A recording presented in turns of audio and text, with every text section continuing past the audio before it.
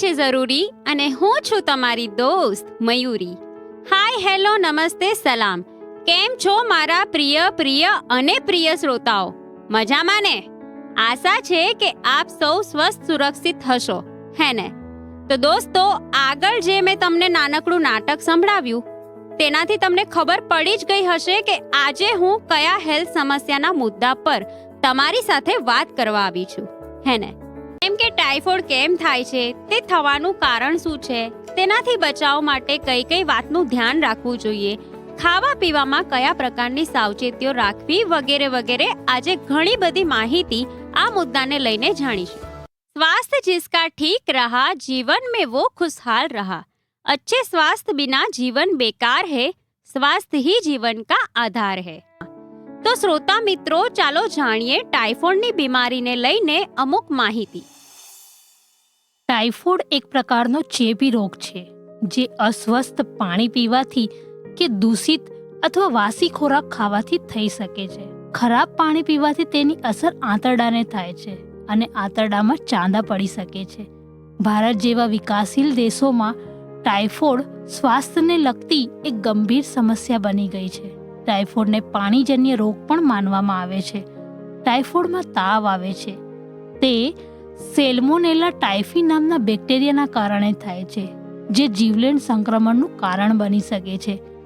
Typhoid થવાના કારણે વ્યક્તિના શરીરમાં અનેક નાના મોટા બીજા ફેરફારો થતા હોય છે. એવામાં 3 થી 5 દિવસની અંદર શરીરમાં બીજા લક્ષણો નજર સામે આવવા લાગે છે.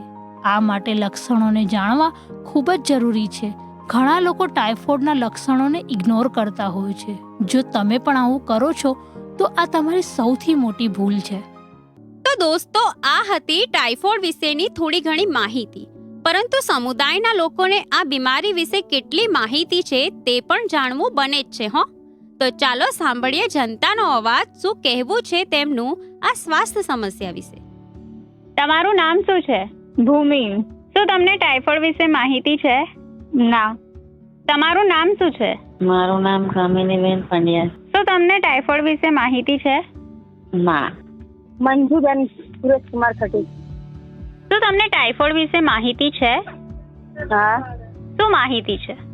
એટલે કે હોજરી ઉપર ચાંદી પડી હોય ને, આપણે કઈ બી કડક કે સુકેલી વસ્તુ ખાઈએ ને, ખાવામાં આવે ને, તો હોજરી એને પાચન નથી કરી શકતી અને હોજરી ઉપર સોજો આવે. સોજાના કારણે તાવ આવે છે. પછી તળેલું ખાવાથી બી થાય છે અમુક વાર. તમે લોકોને શું મેસેજ આપવા માંગશો? બહારનું બને ત્યાં સુધી ઓછું ખાવાનું, આપણું શરીર પાચન કરી શકે એવું ખાવાનું. તો સાંભળ્યું દોસ્તો, આ હતો સમુદાયની જનતાનો અવાજ. जीवन के लिए अनमोल है, अच्छे स्वास्थ्य का ना कोई मोल है. अब हम रखेंगे स्वास्थ्य का ख्याल, ना करेंगे अब कोई विचार. દિલની વાત છે જરૂરી, હું છું તમારી દોસ્ત મયુરી. તો દોસ્તો, સમસ્યા ચાહે કોઈ પણ હોય, તેનો સમયસર ઈલાજ કરવો તે ખૂબ જ જરૂરી છે. એટલે કોઈ પણ નાનામાં નાની સમસ્યા હોય તો તેને સામાન્ય તકલીફ ન સમજીને તેનો ઈલાજ કરાવવો જોઈએ, જેથી તમારી હેલ્થ સમસ્યામાં વધારો ન થાય. તમે સાંભળી રહ્યા છો રેડિયો નઝરિયા 107.8 આવાજ અમારી પર કાર્યક્રમ સ્વાસ્થ્ય સંકલ્પ. તો દોસ્તો, ટાઇફોઇડ જેવી બીમારીને લઈને એ જાણવું ખૂબ જ જરૂરી છે કે તેના ચોક્કસ લક્ષણો શું છે, તેનાથી બચાવ માટે શું કરવું જોઈએ, ખાવા પીવામાં શું ધ્યાન રાખવું જોઈએ. તો આ સમસ્યા વિશે જરૂરી જાણકારી આપવા માટે આપણી સાથે જોડાયા છે આજના કાર્યક્રમના એક્સપર્ટ. તો ચાલો સાંભળીએ તેમને. મારું નામ ડૉક્ટર ઉમેશ ગુર્જર છે અને હું MD ફિઝિશિયન ડૉક્ટર છું.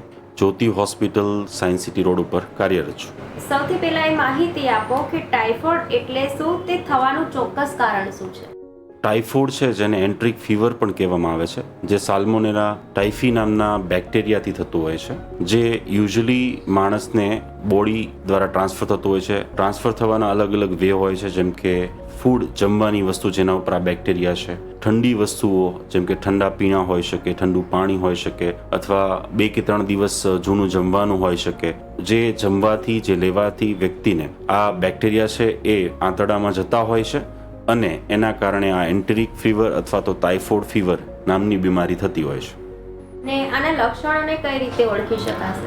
ટાઇફોઇડ ફીવરની અંદર અથવા ટાઇફોઇડની અંદર યુઝ્યુઅલી શરૂઆતમાં વ્યક્તિને ઉલટીઓ થવી, માથું ભારે થવું અથવા દુખવું, ફીવર, હાઈ ગ્રેડ ફીવર આવવો, આ સાથે બોડીમાં પેઇન થવું જેવા સિમ્પટોમ્સ અથવા તો લક્ષણો જોવા મળતા હોય છે.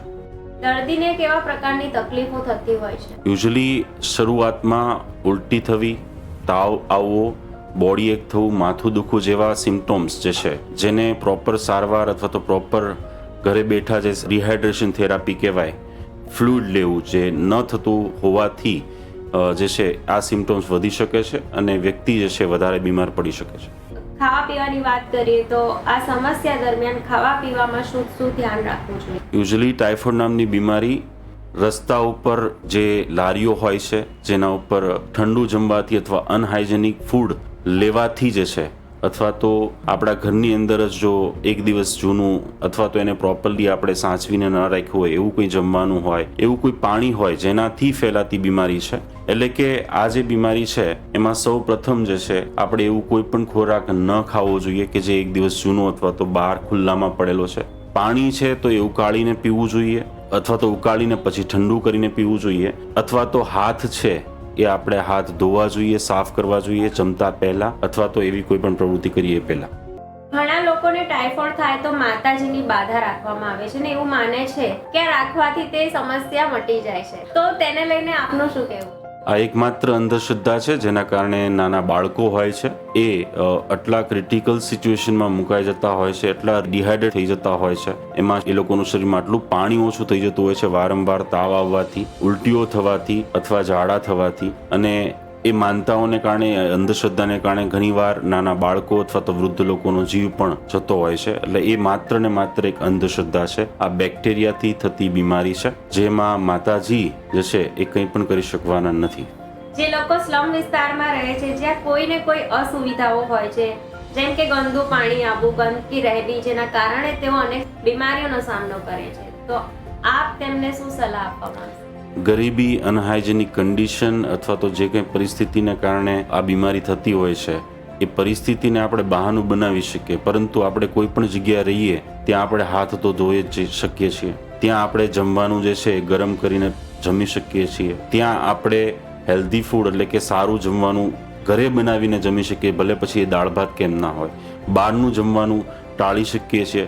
એટલે કે આવી નાના નાના સ્ટેપ્સ લઈ આપણે કોઈ પણ પરિસ્થિતિમાં રહેતા હોઈએ, ગરીબ હોય કે અમીર, આ બીમારી છે એ બધા જ લોકોને થતી હોય છે. જે સાફ સફાઈ ન રાખે અથવા તો આવી રીતે પાણી જે છે ગરમ કરી અને ઠંડુ કરીને ના પીવે, અથવા તો બહારનું ફૂડ જે છે એ જમતા હોય, એ કોઈ પણ વ્યક્તિને થઈ શકે છે. એટલે આટલી પરેજી માત્ર તમારી પરિસ્થિતિને બદલાવ લાવી શકે છે. શું મેસેજ આપવા માંગશો જનતાને?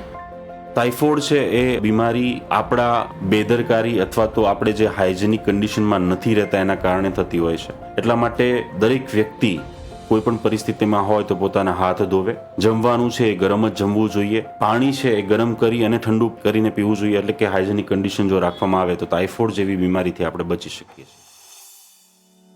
તો સાંભળ્યું ને દોસ્તો, આજના કાર્યક્રમમાં આપણે ટાઇફોઇડની બીમારીને લઈને એક્સપર્ટથી જરૂરી જાણકારી જાણી અને સમુદાયના લોકોના વિચારો જાણ્યા કે તેમને કેટલી માહિતી છે આ સમસ્યા વિશે. જો તમને આ કાર્યક્રમને લઈને કોઈ સવાલ હોય કે તમારો કોઈ સુઝાવ હોય તો ચોક્કસથી અમને જણાવજો અમારા નંબર પર. અમારો નંબર છે 8849749472. હું નંબર ફરી એકવાર રિપીટ કરું છું, 8849749472. અને તમે કોઈ જાહેરાત આપવા માંગતા હોવ તો પણ અમારા નંબર પર સંપર્ક કરી શકો છો. આશા છે કે આજનો કાર્યક્રમ તમને પસંદ આવ્યો હશે. ફરી મળીશું સ્વાસ્થ્ય સમસ્યાના નવા મુદ્દા સાથે. ત્યાં સુધી સાંભળતા રહો રેડિયો નઝરિયા 107.8, આવાજ અમારી, તમારી દોસ્ત મયુરીની સાથે.